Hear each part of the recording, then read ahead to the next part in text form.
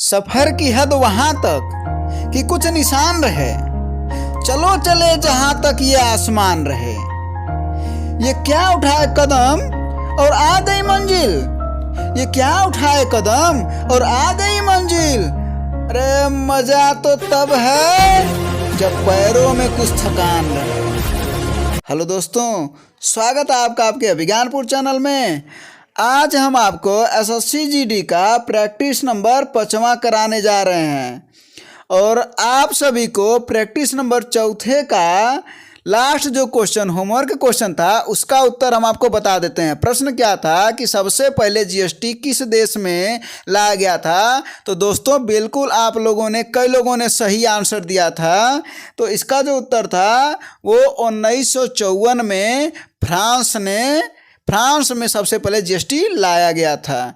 चलिए अब शुरू करते हैं अगला सेशन। क्वेश्चन नंबर पहला है आपका कि 1 अप्रैल 2021 को केंद्रीय सूचना एवं प्रसारण मंत्रालय द्वारा किसे वर्ष 2019 के प्रतिष्ठित 51वें दादा साहेब फाल्के पुरस्कार से सम्मानित करने की घोषणा की गई। चलिए हम आपको बताते चलते हैं कि दादा साहब फाल्के पुरस्कार की जो स्थापना हुई थी वो हुई थी सन 1969 में।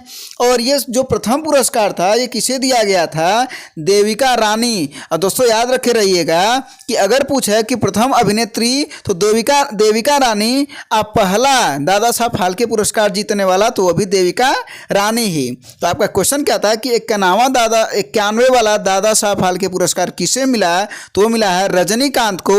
लेकिन अगर पूछता कि 50वां दादा साहब फाल्के पुरस्कार किसे मिला है, वो है अमिताभ बच्चन। तो इस प्रश्न का उत्तर क्या होगा, 91 दादा साहब फाल्के पुरस्कार रजनीकांत, ऑप्शन नंबर दूसरा। क्वेश्चन नंबर दूसरा है आपका कि पाक जल संधि किन 2 देशों के बीच है। जरा आप सभी लोग बताइए इसका उत्तर कि पाक जल संधि किन 2 देशों के बीच है। आपको हम बता दें कि जो पाक जल संधि है ये भारत और श्रीलंका के बीच है और इसे अंग्रेज अफसर पाक, एक अंग्रेज अधिकारी थे उनका नाम था पाक, उन्होंने ही इसका निर्धारण किया था। तो और ये जानते हैं भारत के किस राज्य से, भारत का जो कोना पड़ता है, जो छोर पड़ता है वो है तमिलनाडु और श्रीलंका के बीच यह एक जल संयोजी है। तो आपका जो प्रश्न क्या था कि पाक जल संधि किन 2 देशों के बीच है, तो वो है आपका भारत और श्रीलंका, ऑप्शन नंबर तीसरा। क्वेश्चन नंबर तीसरा है आपका कि महावीर कौन थे। चलिए हम आपको बताते चलें जैन धर्म के बारे में कुछ। तो जो जैन धर्म के प्रथम तीर्थकर थे वो ऋषभदेव थे और उन्हीं को आदिनाथ भी कहा जाता था।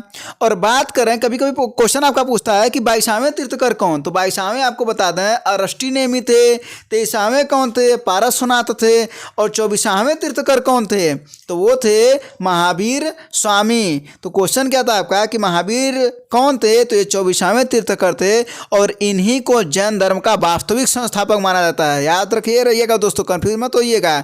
अगर पूछेगा कि जैन धर्म का संस्थापक तो वो कौन थे, वो है महावीर। वास्तविक संस्थापक कौन है, महावीर, 24वें तीर्थकर। तो आपका उत्तर जो होगा कि महावीर कौन थे, 24वें तीर्थकर, ऑप्शन नंबर दूसरा। क्वेश्चन आपका सियाचिन जाने वाले पहला भारतीय प्रधानमंत्री था। तो जरा बताइए आप सभी लोग कि कौन भारतीय प्रधानमंत्री सियाचिन जाने वाले थे, जो पहली बार गए थे सियाचिन।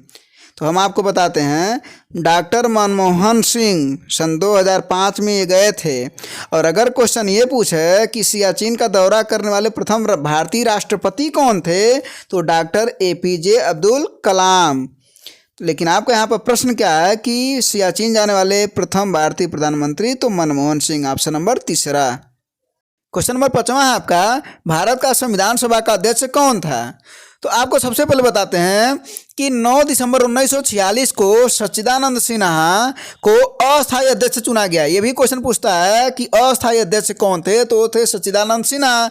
और 2 दिन बाद दोस्तों 11 दिसंबर 1946 को डॉक्टर राजेंद्र प्रसाद को संविधान सभा का अस्थायी अध्यक्ष चुना गया और यही प्रथम राष्ट्रपति भी हुए। तो इस प्रश्न का उत्तर क्या होगा कि भारत का संविधान सभा का अध्यक्ष कौन, तो वो doctor Rajendra Prasad, option number दूसरा। अगला जो क्वेश्चन आपका कि फरवरी 2021 में नेशनल हार्टिकल्चर फेयर 2021 कहाँ आयोजित किया गया। समझिएगा कि हार्टिकल्चर सबसे पहले क्या होता है। तो हार्टिकल्चर एग्रीकल्चर की ही एक ब्रांच है, एक शाखा है जिसमें फूल, पत्तियों, पौधों और अनाजों का अध्ययन किया जाता है।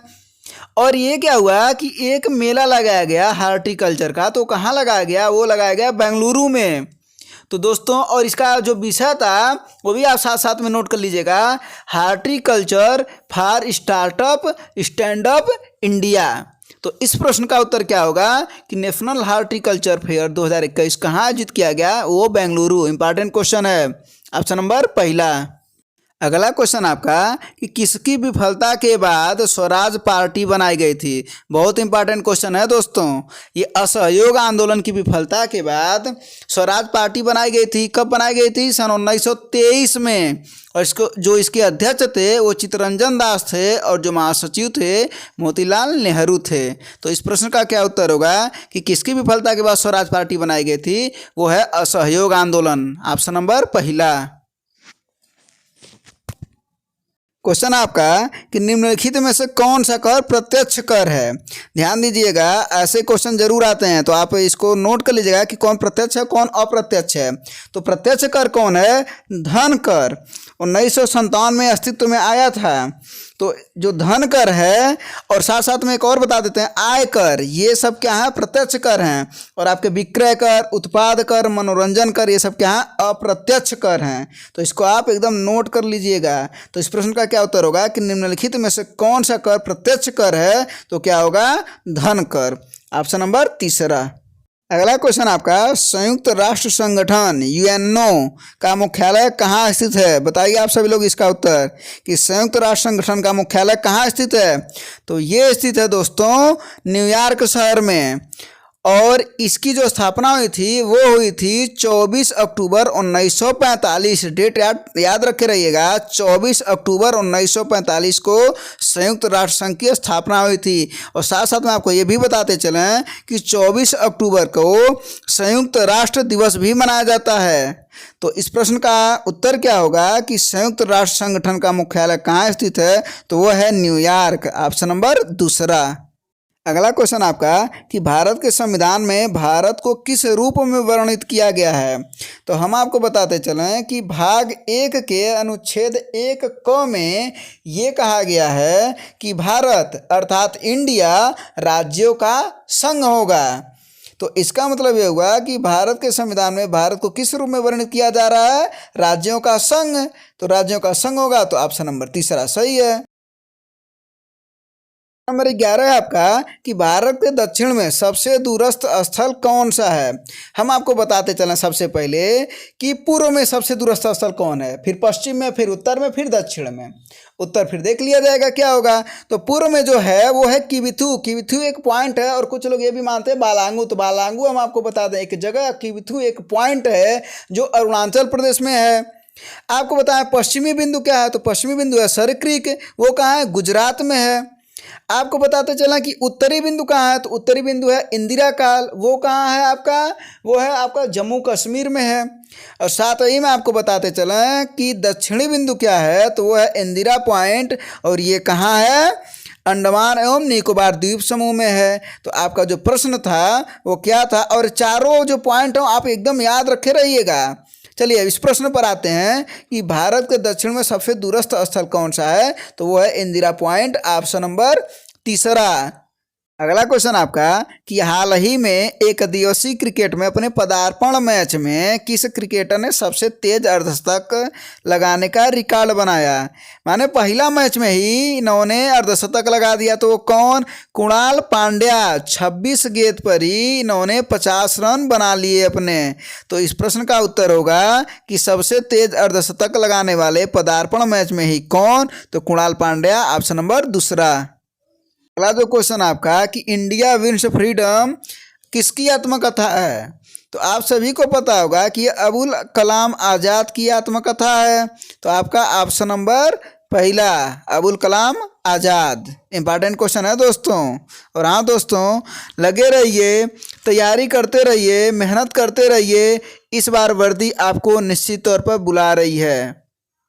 अगला क्वेश्चन आपका कि ब्राह्मणों पर भी जजिया लगाने वाला दिल्ली सुल्तान कौन था?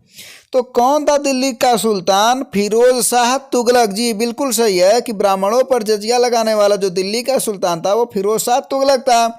और यह हिंदुओं को जिम्मी कहा, जिम्मी कहता था हिंदुओं को। और जिम्मी का मतलब समझते हैं? इस्लाम स्वीकार न करने वाला। जो इस्लाम स्वीकार नहीं करते थे वे हिंदू जिम्मी कहलाते थे। कौन कहता था? फिरोज शाह तुगलक। और एक क्वेश्चन आपको साथ में ये भी बताते चल रहे हैं कि अगर पूछता कि भारतीय उपमहाद्वीप में सर्वप्रथम जजिया कर लगाने वाला, तो जरा बताइए कौन? तो वो कौन है? मोहम्मद गौरी। लेकिन क्वेश्चन तो ये पूछ नहीं रहा था। आपका क्वेश्चन क्या था कि ब्राह्मणों पर जजिया लगाने वाला दिल्ली सुल्तान कौन? तो वो है फिरोज शाह तुगलक। ऑप्शन नंबर पहला। अगला क्वेश्चन आपका कि मरीचिका एक उदाहरण है, तो किसका उदाहरण है? तो आपको सबसे पहले बता रहे हैं मरीचिका, समझ रहे हैं आप देखते होंगे कि जब सड़क पर कड़ी धूप में जाते होंगे तो आगे एक ऐसा कुछ दृश्य बनता है जैसे कि लगता है वहाँ पर पानी पड़ा है। उस सड़क पर क्या पड़ा है? पानी पड़ा है। लेकिन आप जो जितने ही उसके नज़दीक जाते हैं तो लगता नहीं यहाँ पर तो कोई पानी नहीं है। तो वही एक मरीचिका का उदाहरण है। तो अब हम आपको बताते हैं कि ये क्या है। तो यह एक प्रकार का वायुमंडलीय दृष्टिभ्रम है। ये क्या है? वायुमंडलीय दृष्टिभ्रम है जो किस सिद्धांत पर कार्य करता है? प्रकाश के अपवर्तन और पूर्ण आंतरिक परावर्तन पर। तो इसका जो उत्तर होगा वो ऑप्शन नंबर सी होगा, प्रकाश का अपवर्तन और पूर्ण आंतरिक परावर्तन। क्वेश्चन आपका अनपेक्षित ईमेल या जंक मेल क्या होता है? तो ये जानते हैं अनपेक्षित ईमेल या जंक मेल क्या होता है। ये आप देखते होंगे कि जो विज्ञापन आते हैं ना, तो आपकी इच्छा के अनुसार तो आते नहीं हैं। विज्ञापन क्या होते हैं कि कहीं न कहीं लग जाते हैं। तो वो उसी को क्या कहा जाता है? अनपेक्षित ईमेल या जंक मेल को कहा जाता है स्पैम। क्या कहा जाता है दोस्तों? स्पैम। और यह क्या होता है? यह एक प्रकार का ईमेल होता है जो थोक में भेजा जाता है और वो भी बिना मांगे या बुलाए। तो अभी अभी जैसे आपको बताया कि जैसे विज्ञापन, तो इसका जो उत्तर होगा कि अनपेक्षित ईमेल या जंक मेल क्या होता है? तो वो होता है स्पैम। ऑप्शन नंबर तीसरा। अगला जो क्वेश्चन आपका कि बाल पाल तथा लाल अत्यंत प्रमुख नेता थे, ये कहाँ के नेता थे? किस पार्टी के नेता थे? क्वेश्चन ये पूछा जा रहा है। और हाँ दोस्तों, एक बहुत इंपॉर्टेंट क्वेश्चन इसमें आता है कि लाल बाल पाल कौन है? तो लाल का मतलब है लाला लाजपत राय, बाल का मतलब है बाल गंगाधर तिलक और पाल का मतलब है बिपिन चंद्र पाल। और ये लोग कांग्रेस पार्टी के गरम दल के प्रमुख नेता थे ये। तो हाँ दोस्तों, अगर गरम दल के लोग प्रमुख नेता थे तो आप किसी एक नरम दल के नेता का कमेंट बॉक्स में आप नाम बताइए। और हाँ, अब हम आते हैं तब तक आपके प्रश्न पर कि बाल पाल तथा लाल अत्यंत प्रमुख नेता थे। तो वो थे, आपको अभी हमने बताया, कांग्रेस पार्टी के। ऑप्शन नंबर चौथा। अगला क्वेश्चन आपका कि मनुष्य का मस्तिष्क कितने भागों में विभाजित होता है? तो यह विभाजित होता है 3 भागों में। कौन कौन? अग्र मस्तिष्क, मध्य मस्तिष्क और पश्चिम मस्तिष्क। तो कुल हो गए 3 भाग। तो आपका उत्तर होगा दूसरा। प्रश्न नंबर 19 है आपका कि बुरी आत्माओं को भगाने के लिए बौद्धों द्वारा किए जाने वाला कौन सा नृत्य हिमाचल प्रदेश के एक नृत्य का एक रूप है? तो आपको बताते चलें कि अगर आपको बुरी आत्माओं को भगाना है तो इसके लिए आपको जाना पड़ेगा हिमाचल प्रदेश। और हिमाचल प्रदेश का कौन सा नृत्य आपको करना पड़ेगा? तो वो है छम। कौन सा नृत्य है? छम। तो याद रखे रहिएगा, ये पूछा गया क्वेश्चन है। तो इस प्रश्न का उत्तर क्या होगा कि बुरी आत्माओं को भगाने के लिए कौन सा नृत्य किया जाता है बौद्धों द्वारा? तो हिमाचल प्रदेश का छम। ऑप्शन नंबर दूसरा। अगला जो क्वेश्चन है आपका क्वेश्चन नंबर 20 कि वाहन चलाने हेतु पश्च दृश्य दर्पण होता है। इसका मतलब समझ रहे हैं कि जो वाहन चलते हैं तो जो उसमें देखते होंगे कि ड्राइवर के बगल में एक शीशा लगा होता है। तो वही पूछ रहा है कि वो जो शीशा अर्थात दर्पण वो कौन सा होता है? तो दोस्तों वो होता है उत्तल दर्पण। और जानते हैं उत्तल दर्पण लगाया जाता है? इसका जो दृष्टि क्षेत्र होता है वो अधिक होता है। दृष्टि क्षेत्र अधिक होने का ये मतलब होगा कि छोटी वस्तुओं को बड़ा करके देख सकता है। तो ड्राइवर क्या करता है? वो छोटी वस्तु अगर कोई गाड़ी उसके बगल से जा रही है तो वो उसको देख सकता है कि हाँ उसके पीछे से कोई गाड़ी आ रही है। तो याद रखे रहिएगा, ये बहुत ही इंपॉर्टेंट क्वेश्चन है और ये पिछली बार रेलवे में भी पूछा गया था ये क्वेश्चन। तो क्वेश्चन आपका क्या है कि वाहन चलाने हेतु जो पीछे की तरफ ड्राइवर शीशा लगाता है देखने के लिए, वो क्या है? उत्तल दर्पण, ऑप्शन नंबर तीसरा। क्वेश्चन नंबर 21 है आपका कि 26 फरवरी से 14 मार्च 2021 तक सरल आजीविका मेले का आयोजन कहाँ किया गया।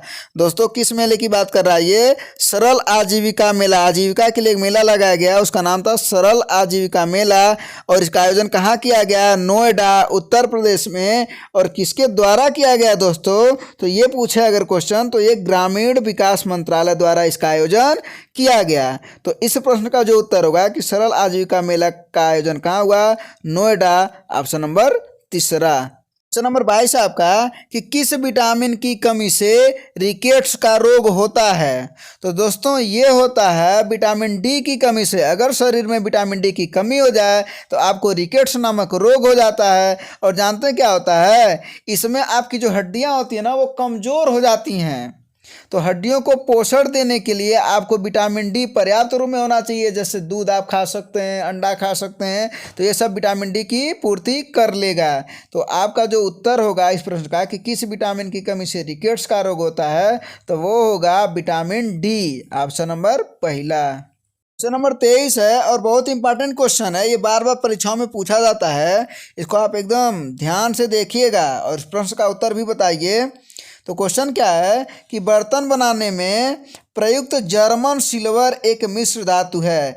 आपका इसको दो तरीके से प्रश्न पूछ सकता है। एक तो बर्तन बनाने में प्रयुक्त मिश्र धातु क्या है, या तो कहता है कि जर्मन सिल्वर का मिश्र धातु क्या है, माने जर्मन सिल्वर कैसे कैसे बनता है। तो हम आपको बता रहे हैं कि जो जर्मन सिल्वर में क्या क्या होता है, वो होता है तांबा अर्थात कापर, जस्ता अर्थात जिंक, और निकेल अर्थात आपका दूसरा ऑप्शन कापर, जिंक और निकेल। तो आपका जो दूसरा ऑप्शन है वो सही होगा। अगला जो क्वेश्चन है आपका कि बीसीजी का टीका कितनी उम्र में लगाया जाता है। तो आपको दोस्तों बताते हैं कि बीसीजी का जो टीका होता है ये छोटे बच्चों को लगाया जाता है। और कौन से बच्चों को, जिनकी उम्र अभी 1.5 माह की होती है, उन्हीं को बीसीजी का टीका लगाया जाता है। तो जो आपका इसमें आप ऑप्शन देख रहे होंगे कि 2 से 3 वर्ष के भीतर बिल्कुल नहीं, 10 वर्ष में बिल्कुल नहीं, एक है नवजात, एक है 15 दिन के भीतर। तो नहीं दोस्तों, 15 दिन के भीतर नहीं लगाया जाता है, ये 1.5 माह। आप एकदम इसको ध्यान से पढ़िए, ध्यान से समझिएगा इसको कि ये 1.5 माह की आयु पर लगता है। तो जो आपका उत्तर होगा वो होगा नवजात। उस समय एक जो बच्चा होता है वो नवजात की अवस्था में होता है। तो ऑप्शन नंबर तीसरा। अगला जो क्वेश्चन आपका 25वां कि महासागरों की सतह पर सूर्य और चांद के गुरुत्वाकर्षण से बनती हैं। जी हाँ दोस्तों, बिल्कुल सही है, ज्वार भाटाएं बनती हैं जब सूर्य और चांद में एक आकर्षण होता है जिसे गुरुत्वाकर्षण कहते हैं, तो वहाँ पर ज्वार भाटाएं बनती हैं। तो ऑप्शन नंबर तीसरा। क्वेश्चन नंबर 26 और आपका होमवर्क क्वेश्चन। तो होमवर्क क्वेश्चन क्या है, सुनिएगा। हाल ही में भारत के सबसे बड़े हॉकी स्टेडियम की आधारशिला किस राज्य में रखी गई। कुछ बातें हम आपको बताते चलते हैं इस हॉकी स्टेडियम के बारे में कि इस स्टेडियम का जो नाम है ना वो प्रख्यात स्वतंत्रता सेनानी हुए, उनका नाम था बिरसा मुंडा। उन्हीं के नाम पर यह हॉकी स्टेडियम का नाम रखा जाएगा। तो इसका उत्तर आप ज़रूर बताइए कमेंट बॉक्स में, यह जो हॉकी स्टेडियम है भारत का सबसे बड़ा वो किस राज्य में है।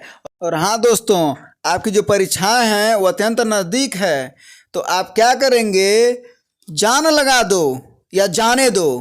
तो जाने दो का समय नहीं है, आप जान लगा दो। जितना भी आपके पास बचा है दोस्तों, आप जान लगा दीजिए, निश्चित तौर पर आप सफल जरूर होंगे। ये जो बचे टाइम है इसमें आप रिवीजन करिए, मेहनत करिए और लगे रहिए। धन्यवाद, जय हिंद।